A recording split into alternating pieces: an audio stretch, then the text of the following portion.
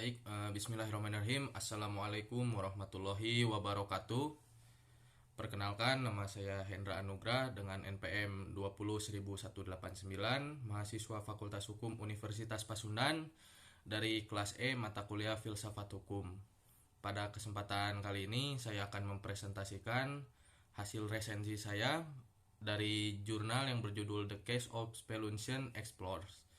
Nah, langsung saja pada isi resensinya tersebut. Pada jurnal ini menceritakan mengenai 5 penjelajah gua yang terjebak di bawah tanah setelah terowongannya ini runtuh. Mereka mengetahui bahwa melalui kontak radio bahwa tim penyelamat setidaknya berada 10 hari lagi dan bahwa mereka tidak dapat bertahan hidup selama itu tanpa adanya makanan. Lalu mereka mengetahui bahwa mereka dapat bertahan hidup apabila mereka memakan salah satu dari mereka. Mereka mengirim pesan radio keluar untuk menyampaikan apakah diperbolehkan secara hukum dan atau moral untuk membunuh salah satu dari mereka demi kelangsungan hidup yang lainnya. Akan tetapi tidak adanya seorang pun di dunia nyata yang mau menjawab pertanyaan tersebut. Salah satu penjelajah, ini Wetmore, menyarankan agar mereka melempar dadu untuk menentukan siapa yang harus dimakan dan mereka semuanya menyetujui. Tepat sebelum dadu ini dilempar, Wetmore menyarankan agar mereka menunggu sampai mendekati kematian sebelum melanjutkan. Akan tetapi dia kalah suara dan sebuah dadu yang dilemparkan atas namanya. Semua orang ini termasuk Wetmore setuju bahwa dadu ini dilempar dengan secara adil. Ketika tim penyelamat akhirnya mencapai para penjelajah, mereka menemukan bahwa Wetmore telah dibunuh lalu dimakan. Penjelajah yang tersisa diadili atas pembunuhan berdasarkan undang-undang yurisdiksi, bahwa siapapun yang dengan sengaja mengambil nyawa orang lain maka akan dihukum mati. Mereka dinyatakan bersalah dan dijatuhi hukuman gantung. Selanjutnya, resensi berikutnya yaitu resensi dari makalah KY Komisi Yudisial. Dalam makalah ini diceritakan mengenai pengadilan yang diwakili oleh para hakim yang memiliki peran penting dalam menerapkan hukum dalam masyarakat. Oleh karena itu, hakim ini memiliki kewajiban untuk mengikuti produk-produk hukum seperti konstitusi, undang-undang, maupun presiden saat menjalankan tugas mereka.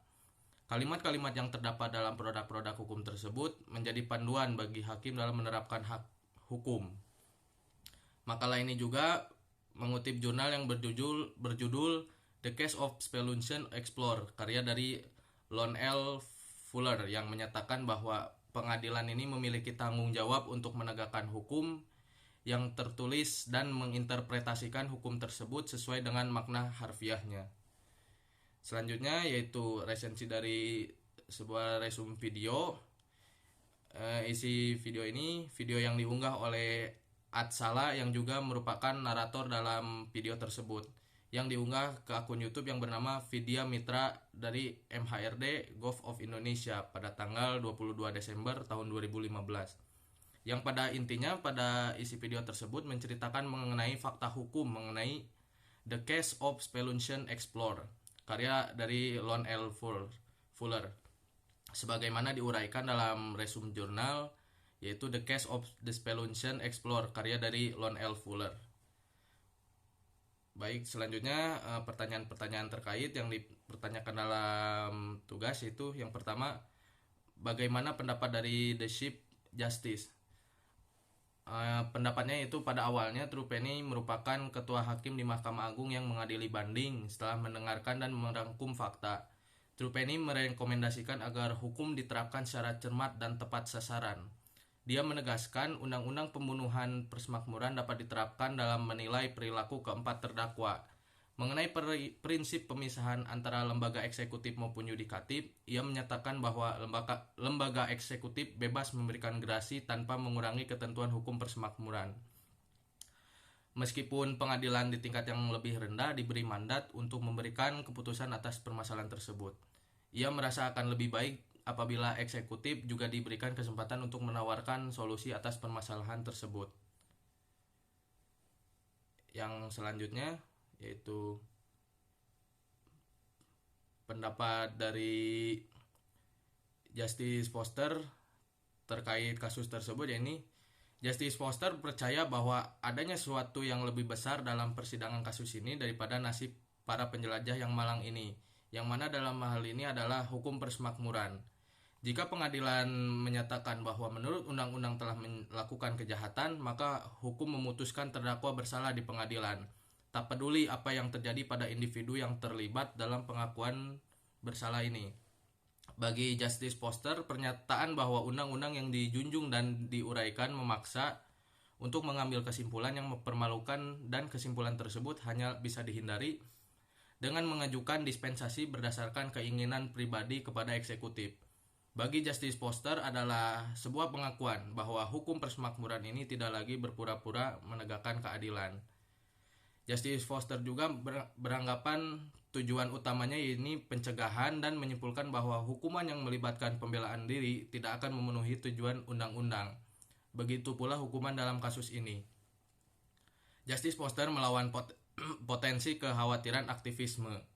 Peradilan dengan menyatakan bahwa meskipun hakim harus mematuhi kehendak pembuat undang-undang, mereka harus melakukannya dengan cara cerdas. Dia menganalogikannya dengan para pelayan yang perlu membaca yang tersirat dari instruksi majikan mereka.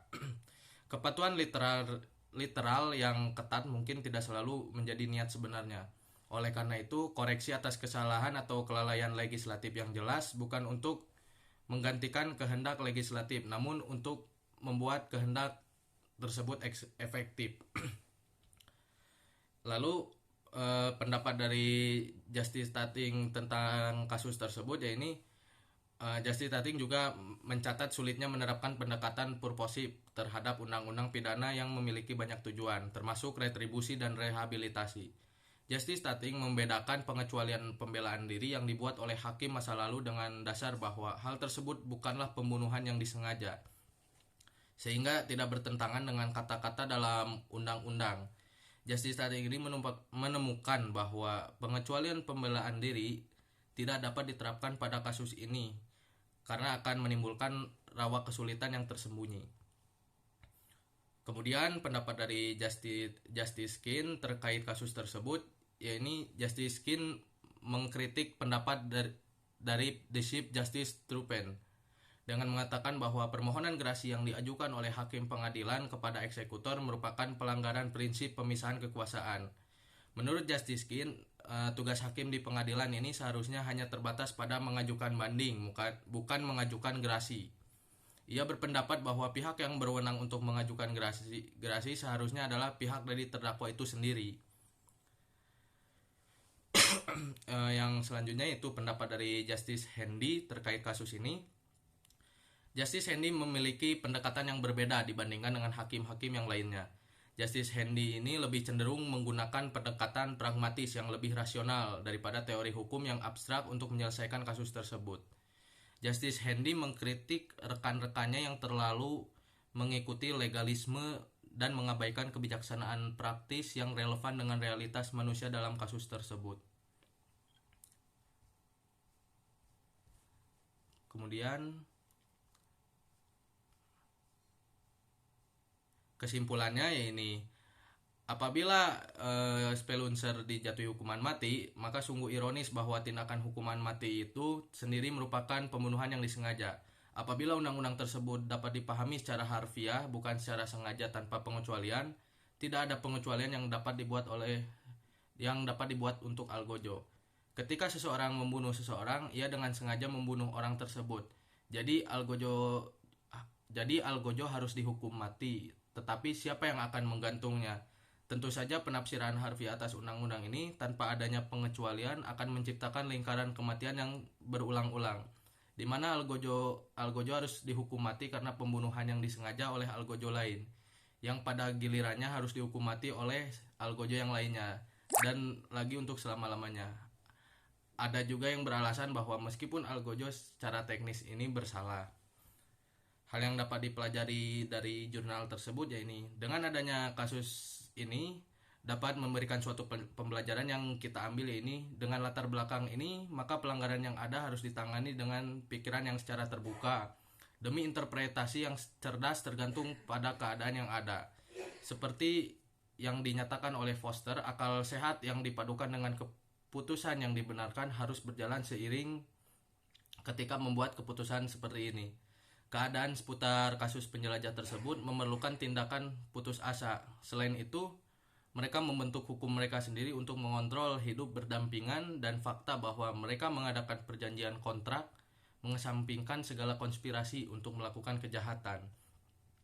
Keputusan untuk menggunakan dadu akan menjamin keadilan dan masing-masing dari 5 orang tersebut bisa saja menjadi korban. Sekian presentasi yang bisa saya sampaikan. Mohon maaf apabila ada kesalahan kata. Cukup sekian. Wallahul muwaffiq ila aqwamit thoriq. Wassalamualaikum warahmatullahi wabarakatuh.